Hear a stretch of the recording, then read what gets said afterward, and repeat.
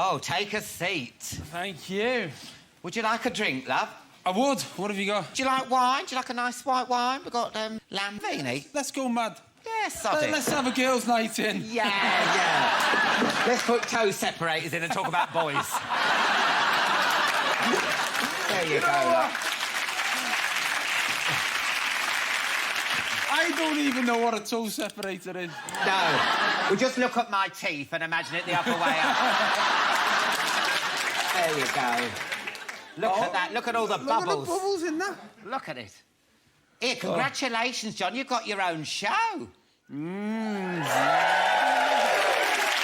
didn't mean to sound so surprised. I am pleased for you. John Bishop's Britain, isn't it? Yeah, John Bishop's Britain. It's going to be on BBC One on a Saturday. Oh, wow. And what's it about? Oh, God, that took me back to my youth, that.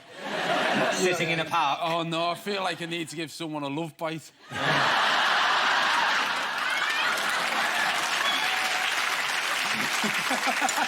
Have a top up.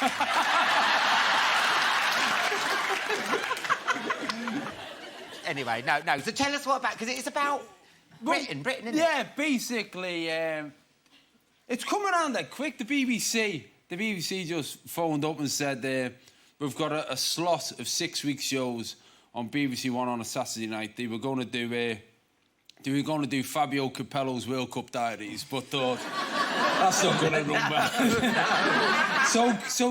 This was literally only a couple of months ago. Can you turn a show around that's a stand-up based show? So each week I take a theme and just do stand-up about it, and we cut it with little clips of the general public and the odd celebrity talking about the same thing. The internet wasn't invented when I got married. That's how long I've been married. No. I've been married now 17 years on and off. And the internet... Yeah, come on, It wasn't there. It wasn't there. I was reading in the papers, they're saying you're the new Jonathan Ross. I mean, how does that make... Well, that's what we had in the paper. I didn't... No, I mean... It's a compliment, isn't it? It is. It's a massive compliment. But also, I mean... You can't compare, can you? Because Jonathan Ross, I think, is a brilliant, brilliant broadcaster, and it's great to even be mentioned in the same sentence as him. But, you know, I did the Jonathan Ross warm-up. You did the Jonathan Ross warm-up. You don't ever think you're ever going to be in the position to be doing his job. So no, it's nice to be compared with it, but I'll just, you know, I'll keep on with the stand-up and see what happens. Now, you're up in Edinburgh next month. Yeah. I'm doing the Edinburgh Festival before going out on tour. Slog, though, isn't it? And the venues are crap. They always stick you in, like, some portaloo next to a bottle bank. I know. You're telling a joke and someone's, like, putting a Lambrini bottle through. You're like, well, I'll tell you that again. They think you're joking. I actually did. It was the second time I went up to Edinburgh. My agent said, I've got you a great venue. It's called The Hut. And I thought, well, that's trendy. It's called The Hut. And I turned around the corner, and it was a hut. It was a hut, a garden shed. And they put 35 seats in it. And I did a gig one night. And I turned up and I said to the promoter, I said, how many's in? She said, 5. I said, I can't do an hour to 5 people. I said, can't you just give them the money back? She said, no, because only 2 have paid.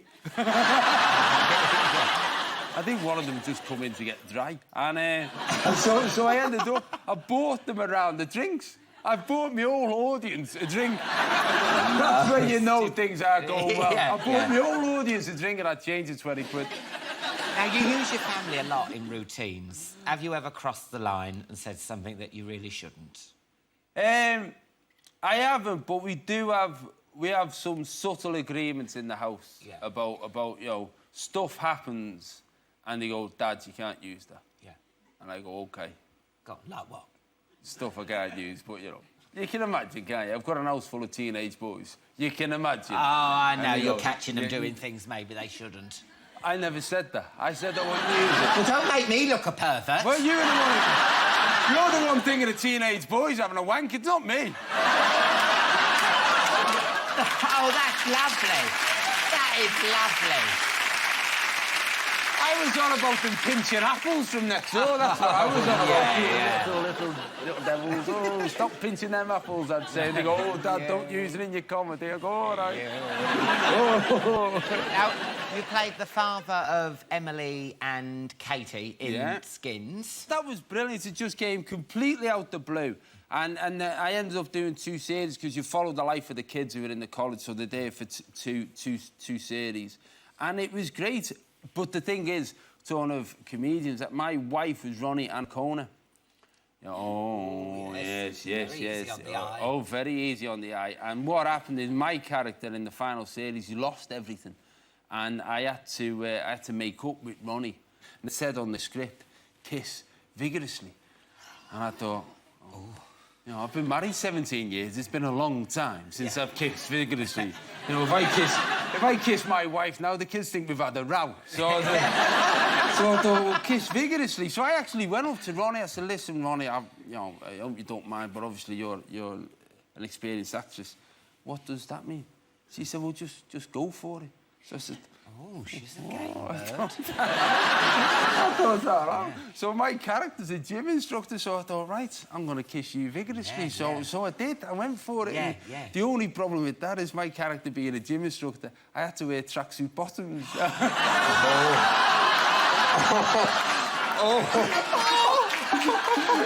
There's nothing more. Oh, no. Sorry, Ronnie. No. What did you pass it off as? Was it just your keys or something? Well, the thing is, you have to keep on doing take after take after take. Oh, I know. You know what I mean? I was going, oh.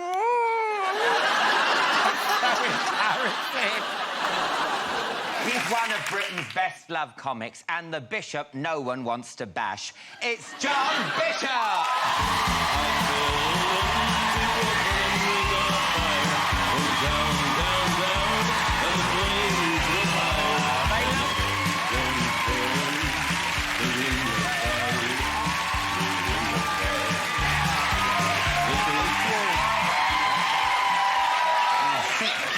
John. I'm loving that line, the bishop no one wants to bash. It's a compliment. Yeah, it is, but it's also a little bit disappointing. Everyone knows what bash the bishop means, and you always think there's a chance that you'll still get bashed, and now you've just said no. He's lost the sparkle. No, I don't know what to say, really, about I'd still have a wank. I mean, what do you want to say? Oh, I'd still have a wank over you, John.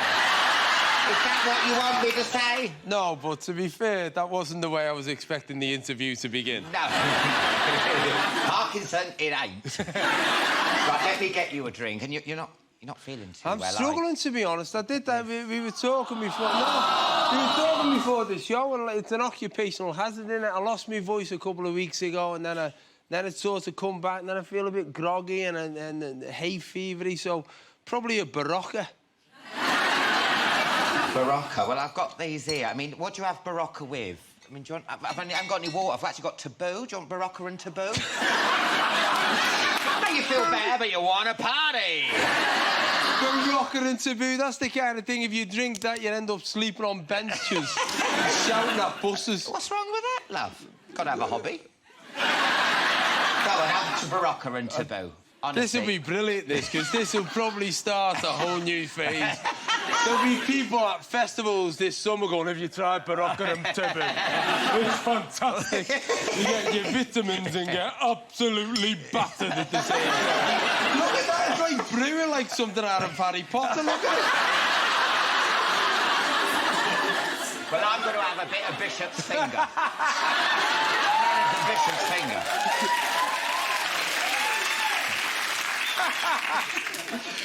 I've always wanted to say, Alan, do you fancy a bit of Bishop's finger? That's a brilliant drink, that. That's an actual beer. And I was out, this is true, this. I was out with... Look at it, it's going everywhere. Spilling it. You'll never get better. All the good stuff's gone on the floor. That's not the first time you said that, is it?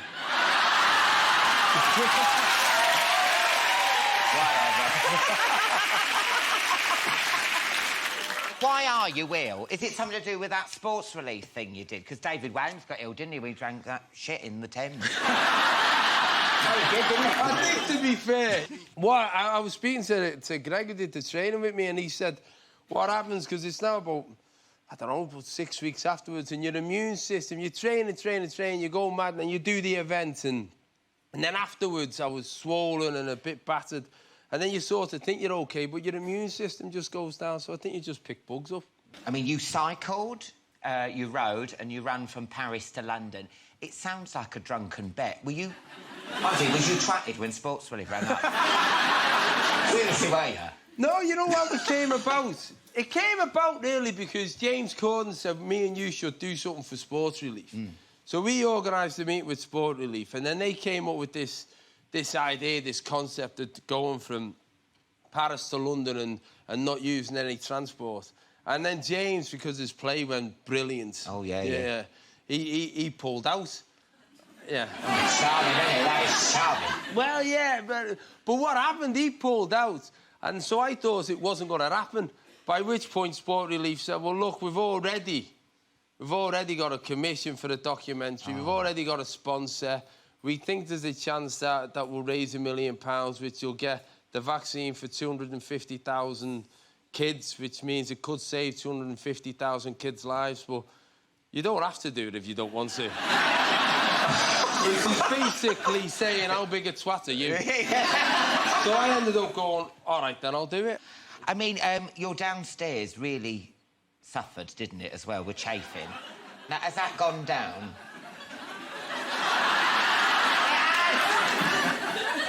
It's, No, look, we've got a picture here. Look, this is you, bitch. No.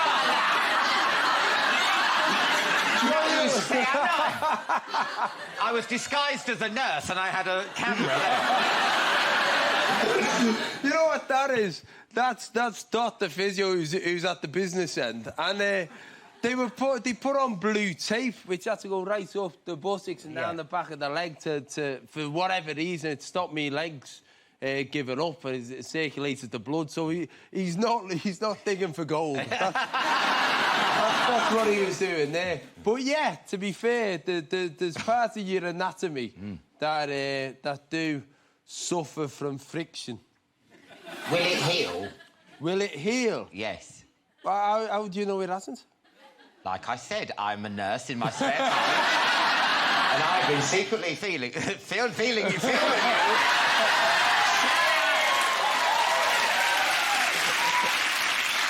Sorry, the bishop's finger's gone to my head. What about that photo you put on Twitter? Have you seen this? One? Look, basically, you've got... Oh, yeah, the bad dinner lady leg. Yeah. See, that was near enough a week afterwards as well. That's when it had gone down a bit. The elephant man foot is horrible, isn't it? Is that slipper to scale? In fact, to be honest with you, only one of those legs is mine. The other one's me cock. Oh, dear. Now, the Sports Relief charity, it ain't the first stupid thing you've done for charity. You once cycled from Australia to Liverpool. Yeah, God. Why did you do that? Because that was 1992, and I was going out with a girl whose mate got engaged, and then another mate got engaged. So both of her best mates were getting engaged, which was like an ambush.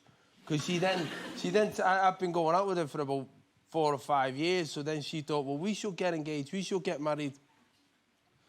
So I thought, I'd best go to Australia. But I got through it. It was brilliant. It was a brilliant thing to do, and it was a great way of travelling on a bicycle. Great way of travelling. And even now, it sort of shows you how the world's changed, because I was riding from Kathmandu, and I was riding to Pokhara in Nepal. So I was, and you're in the mountains. I rode into this village. There's about 18 shacks hanging onto the edge of a mountain. This fella said he'd give me a room. So I'm there. I got a little bit of a wash and a bucket, and then I noticed there was nobody around the village. I was just looking about, and then they were all in one corner. And this shows you how you can make your own entertainment. I got to this corner, and everyone in the village was there. And when I looked at what they were all looking at, there was a cockerel trying to shag a duck. I swear to God, the whole village had gone, you've got to see this cockerel trying to shag a duck. You were having bets on it, and I don't know if you've ever seen such a thing as a cockerel trying to shag a duck, but once you start watching it, you think, I've got to see what happens in the end. Anyone who's seen your show and seen your Sport Relief and heard about this would think that you've always been a traveller, but you started travelling abroad really late, didn't you, in life? Yeah, well, again, I think it's a generational thing, because we've got similar backgrounds, and so, you know, a working class background meant that in the 70s and 80s, you didn't go anywhere and go abroad till I think I was 19 with the football team. Same as me, yeah. Prior to that, it was just holidays in Wales. Yeah. And we thought... Rill and Torquay. Oh. Rill and Torquay, we never went as far as Torquay. Really? Is that like... Rill is like a Scouse graduation process in Rill. It is. Because it's near Liverpool, isn't it? It is. You can get there, and there's a girl in Rill called Sandy, and every Scouser can finger her. So she sampled a bit of that.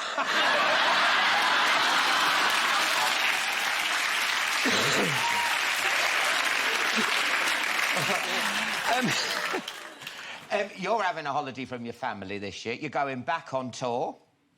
Yeah, in September, yeah. And what it was, I did the last tour, I was going to have a couple of years off, but I don't know about you, stand-up after about 6 months, I was just getting miserable. I just knew I just needed to get back. It's just about being on a stage, making people laugh. Brilliant. Oh, great. So are you at that... How do you approach it? Are you at that shitting yourself stage about it all? No, because you do it, it's arenas, isn't it? No, it is. So I'm at the stage now of doing the work in progress, and I've gone back doing the little clubs in it. Yeah. It's just brilliant. I just missed it, so we put this tour together, and it's starting in September, ending in November. It's called Roller Coaster, only because I was having tea with the kids, and we decided to book a tour, and my agent said, we've got to give it a name. So I said to the kids, what should we call the next tour?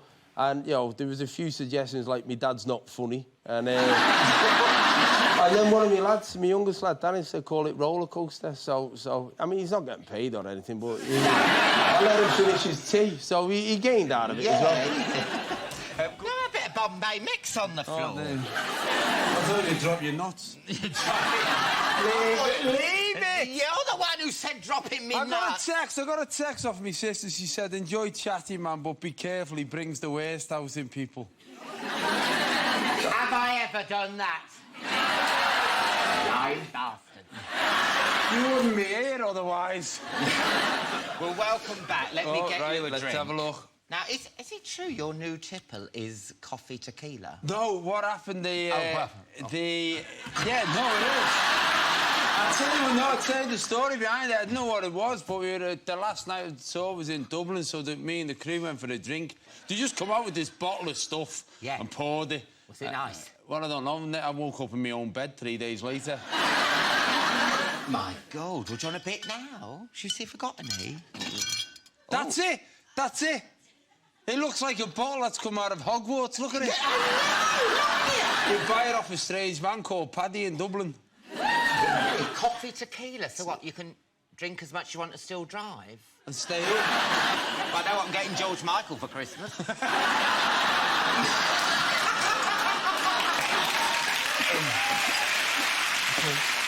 I mean, do you have to have all the salt and lemon? I suppose you can't remember. You can't have a salt and lemon. It's oh my it's more of a shot sting. Oh, is it? Oh. Not a bleed. Look at that, not a pint. No, do you know what? I've never had these things. Well, if you don't want to drink, you just spit it back in the bottle. No, is it nice? It's got that lovely, sickly, nice smell. You know what I mean? Oh, you know, like your strange uncle.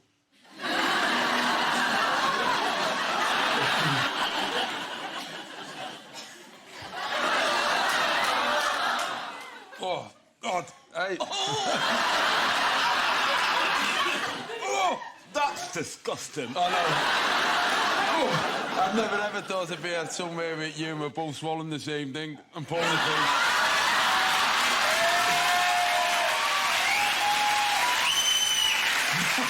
You better shut up, you'll be wearing that. Rude little shit. What? You're another comic who went to James Corden's bloody wedding. Everyone's been at that wedding apart from me. It was a who's who. Yeah. Yeah, I'm not happy. Look at that. Yeah, laughing because I weren't there. We all got together and we all just said, "Did anyone see Alan?" And he went, "No." We went, "Ha ha ha!"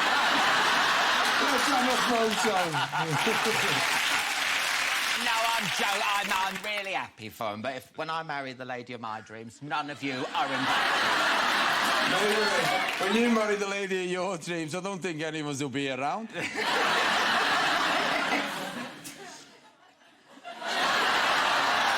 married though, aren't you? No, I'm not. I'm gay. No.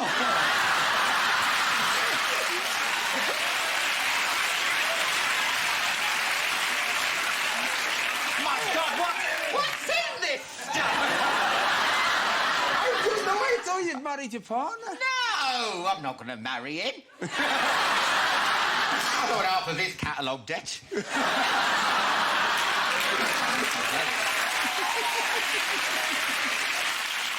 Now, you finished your tour, didn't you? Only the other day, weren't it? It was Sunday night. Sunday night in Dublin. It was brilliant, to be fair. The O2 in Dublin was absolutely beautiful venue. Don't take this the wrong way, but I think you've got issues with food. Your tweet pics, it's like you've got IBS and doing a food diary. Yeah. So, look at that. But that was a toffee apple, that. I hadn't had thanks. the No shit, Sherlock. I don't wear these for a laugh, you know. I mean, it's a toffee apple. Toffee apple. That was in a hotel. They had them free in a hotel in Aberdeen. I thought that was a brilliant... I hadn't had the toffee apple for years. And then you got this other one here. That can't be at the BBC, because you can't do that these days. No, you know what? They do what? Walking around with a bag of sweets.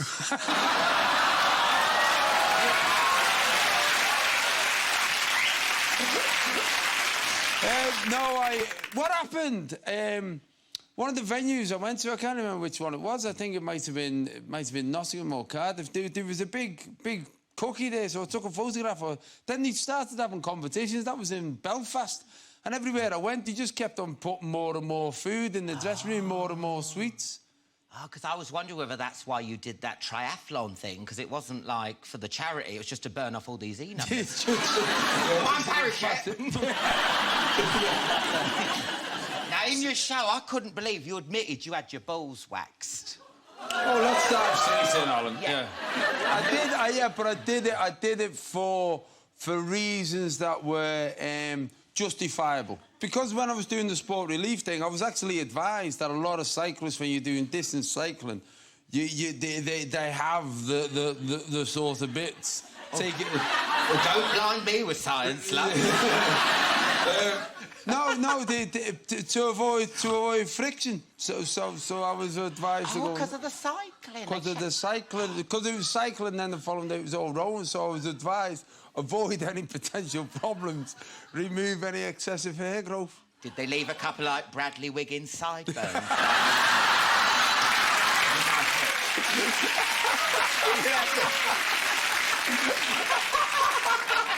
I've got to be honest, I can't imagine any other chat show there's a question that has that line. I believe you had your balls waxed. Parkinson said it to Muhammad Ali, I think. Is it liberating having it all? Because I hear it is. No, I do. Have you never had anything waxed? No, well, I was going to have it done, yeah. And then I heard that when it grows back, it itches. So the last thing I want to be doing on a red carpet is dragging my arse up it like a dog.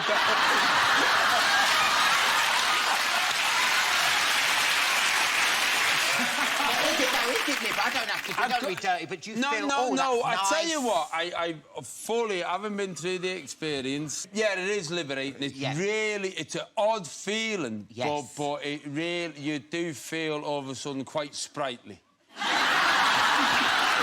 There you go. Sprightly, I think, is the word, yes.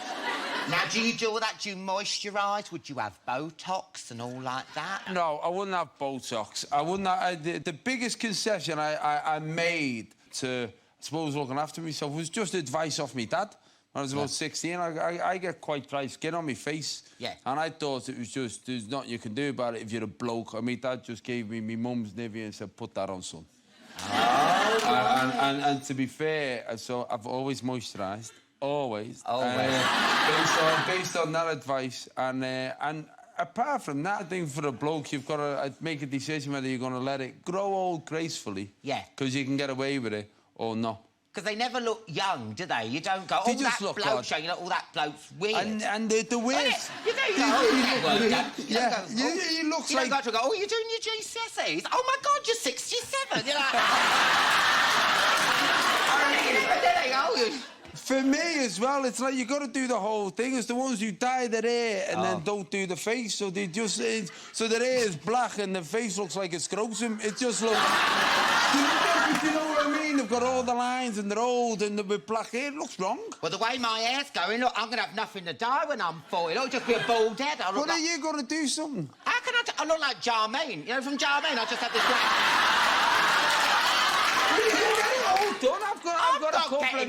I've got a couple of mates who have had it sewn in and grown and transplanted. Look, Wayne Rooney got it transplanted, didn't he? Do that because you got a lot at the back. Look, mate, listen. Samaritans.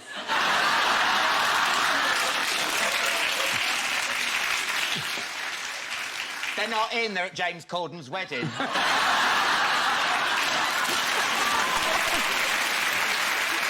New chair.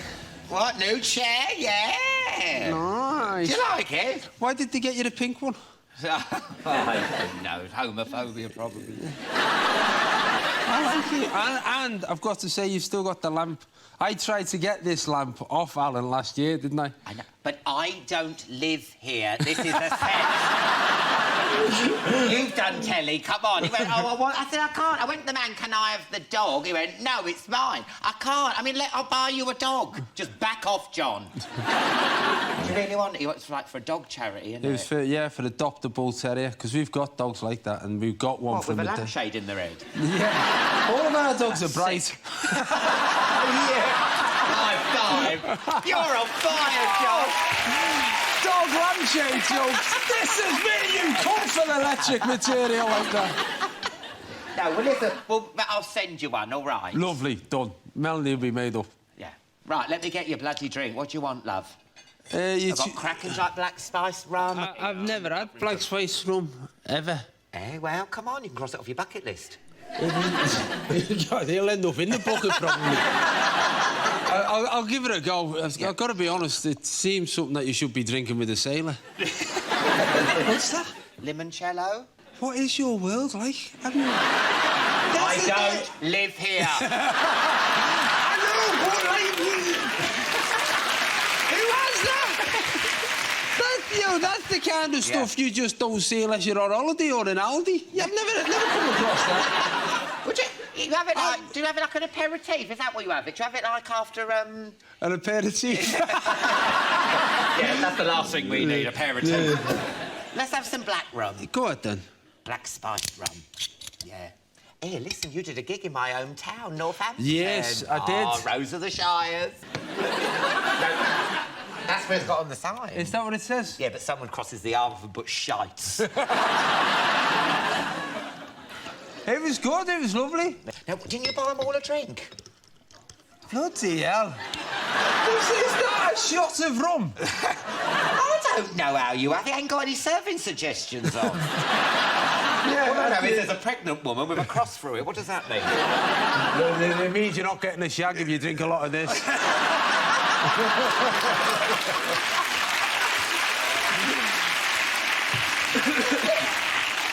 Cheers, love. Oh, cheers. Now, so what happened then? You bought everyone a drink?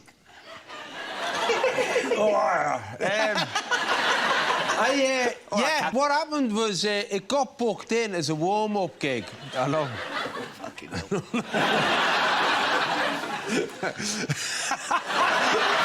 It's not even funny. You know when some drinks are so disgusting are a little bit funny? That is nothing funny.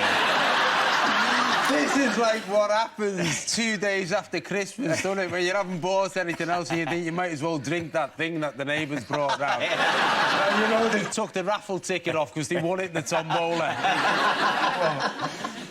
No, what happened, it was booked in as a warm-up gig and I never noticed that it was the same day. It was a Friday that I was going to be down at the Glastonbury Festival. Oh, right. So I went down to the festival because Melanie was going with 2 of the kids.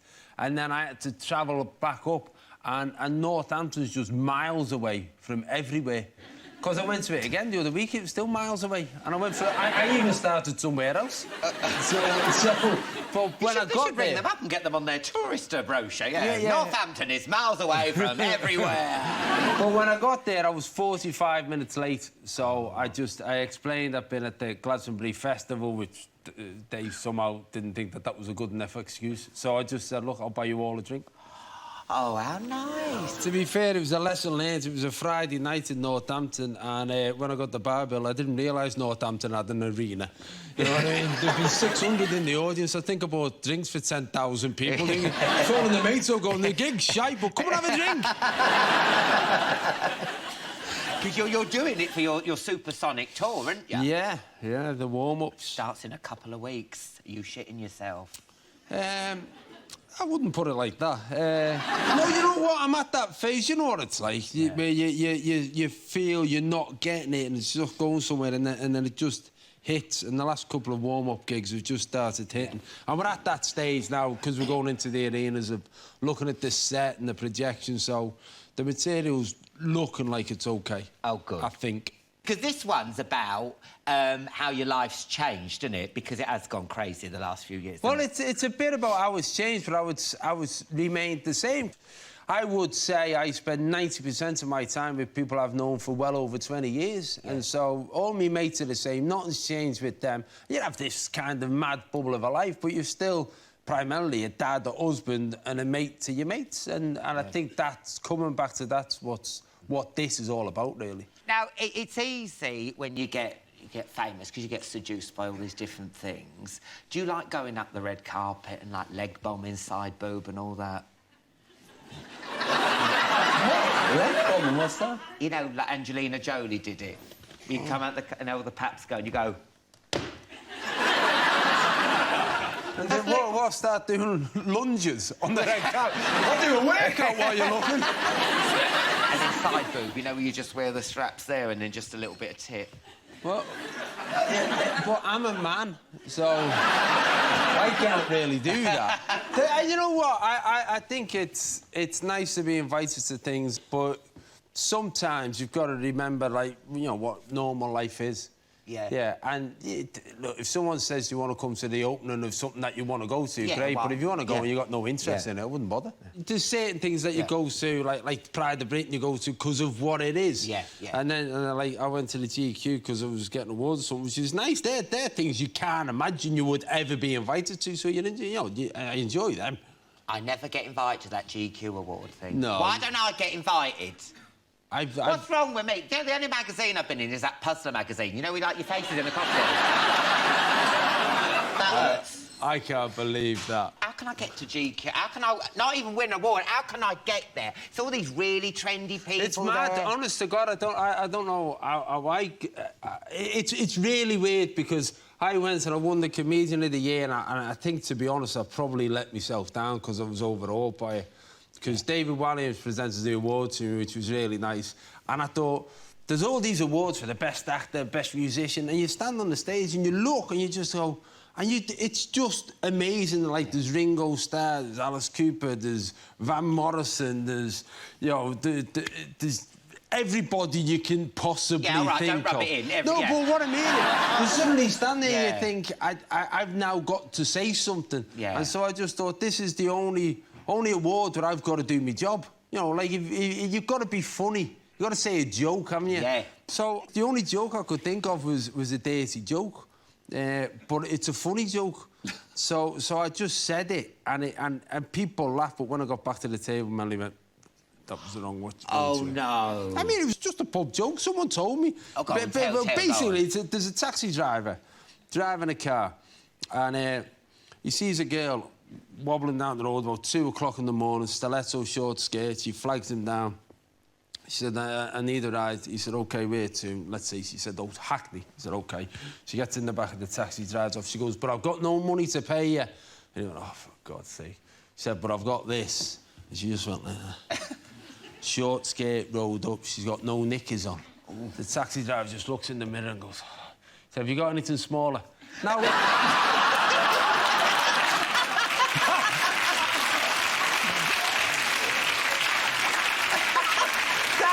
Funny, that is a funny joke. That's one of those jokes you laugh at. You think, I wish I hadn't laughed at that. Yeah. Oh, you see, if we were there, us and the Chatty man, exactly. We would have been pissing ourselves. Well, I love that one. Anything smaller, do you get it? Van Morrison, nothing. Van der Manderson, no. What's it? You're also in with the royal family. I saw a photo of you with Kate. What's she like? Please tell me she's nice. Is she lovely? Oh, she's lovely. Oh, she's lovely. What was that? That was a thing that I was doing for Comic Relief, where there's a great charity called Place to Be, and it allows kids from vulnerable families in vulnerable places to have someone to talk to in the school.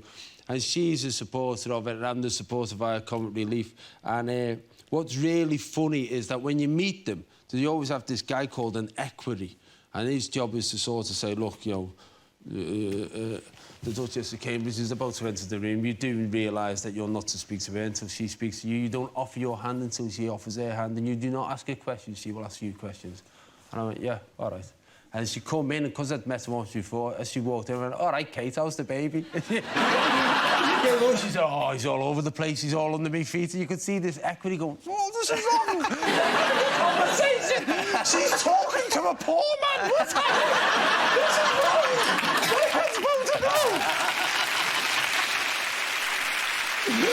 Well, do you know what, John? Thank you so much for coming on. Good luck with Supersonic, and you're going everywhere. Everywhere. Everywhere. Only you could carry that off. I know, everywhere.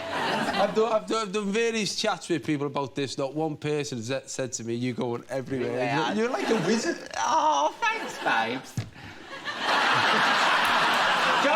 To be fair, I was going to say fairy. I thought women with the better joke. We've got rights now. We've got rights, come on. Look at this. Look at this. Well, you get stuck in to that, love. I'm going to slip into something a bit more Chapman-y, OK? No, that's perfect. No, I'm getting a breeze Don't you right want up. it to stay like that? No, Samuel L. Jackson will love you like that. I'm going to get changed quickly. Don't get changed. Little tuck in. Oh. That's why I've got to get changed. I'm flashing me gusset. 1 second. Quickly get changed. Christmas box. Right. Well, this is unusual, isn't it? Hello, everyone. Welcome to the show. So, what do you want from the room? What do you want? Oh, stop it. What do you want? I could do this. I could really do this. I quite fancy it. Oi. Oh, sorry, mate. Sorry. What you doing? I'm trying to steal your life. Yeah, get off. Oh, right. Ladies and gentlemen, please welcome back Alan Carr. That's you. That's better. Right, to start my Christmas special, and I know the perfect way to get it all going, I'm going to give you an espresso martini. All right, OK, good. Would you like one? I need one, because I had my, work's Christmas do last night, and I'm struggling. This is good. This is great, isn't it? Because I'm the first guest on, aren't I? Yeah, so yeah. I can just lick everything. Oh,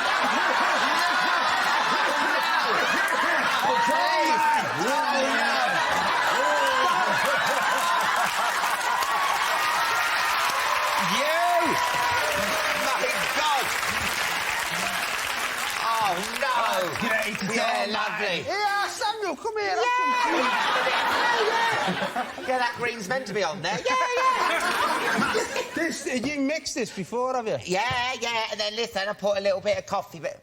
There you go, my love. Cheers. This. Oh, mate. I'll be buzzing after this, you know. I don't know.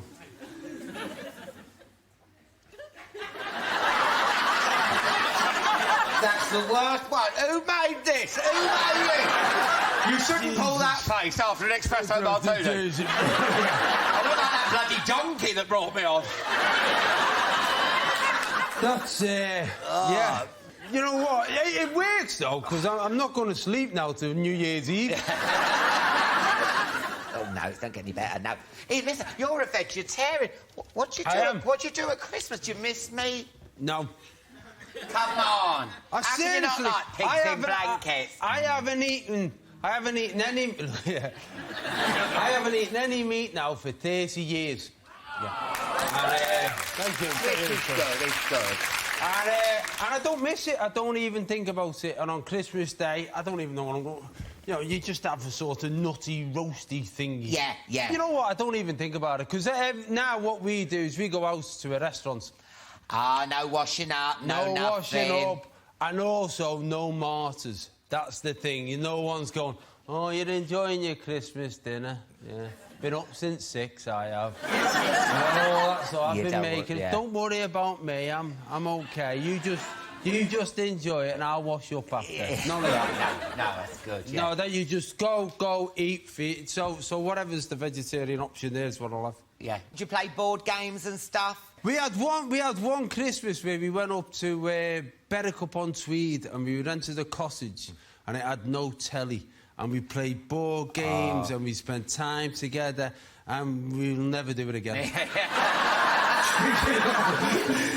Christmas is to sit on the couch and go, right, we're all here. Yeah.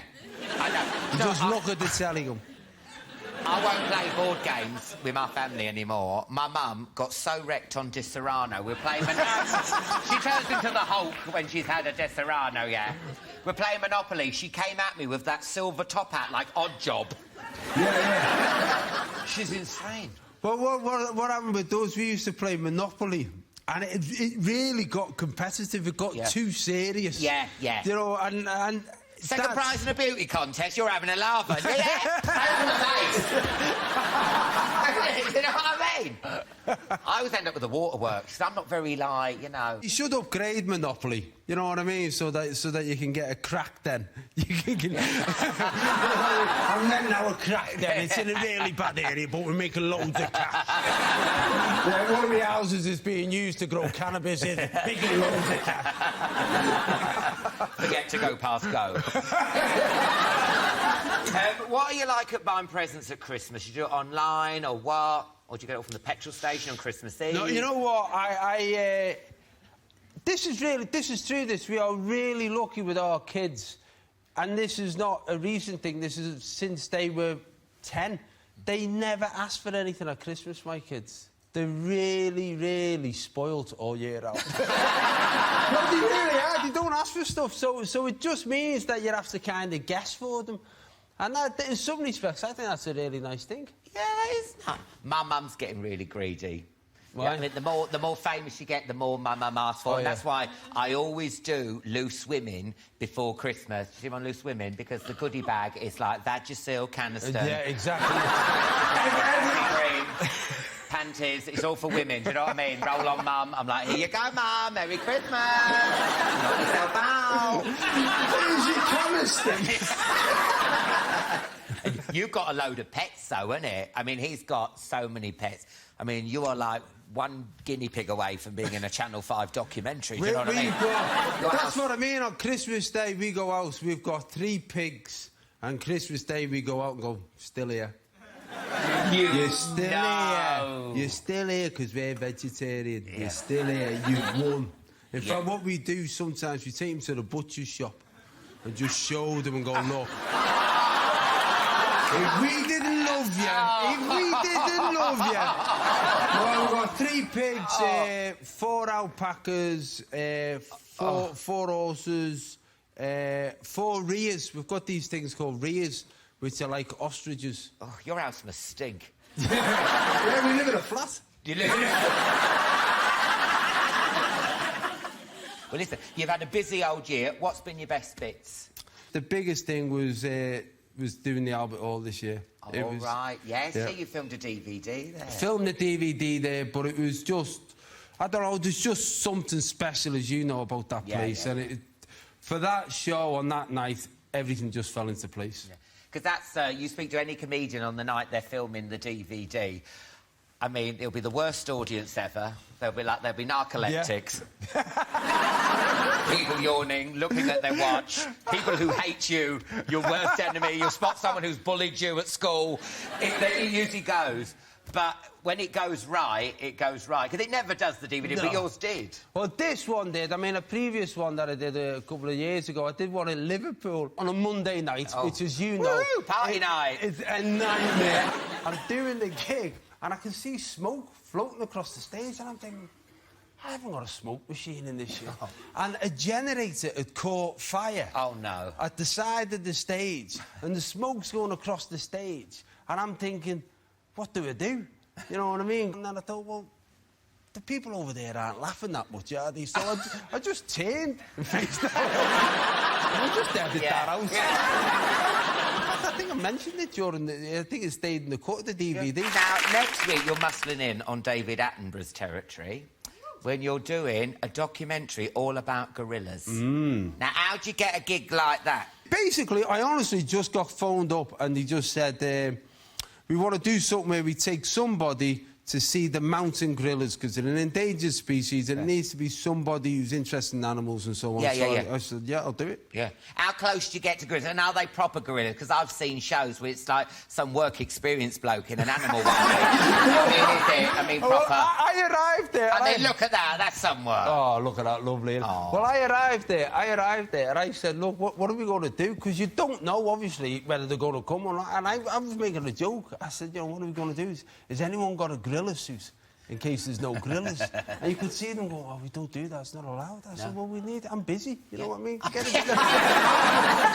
But we walked up to see them, and on the first day, we were so lucky. What it was, we're spending time with these guys called the gorilla doctors, who are vets, who have spent their lives protecting these animals. So they live in this very small region, this forest in the middle of Africa, and honestly, it's brilliant. It borders Uganda, Congo and Rwanda. So we were in Rwanda and he said, look, when you get there, you have to stay 7 meters away because their DNA is like ours. So if you cough, they could pick up a disease. So you have to stay 7 meters away from them. So I'm saying, OK, yeah, no problem. So we get up there and I see the gorillas. Obviously, I'm trying to stay 7 meters away. Nobody's told the gorilla.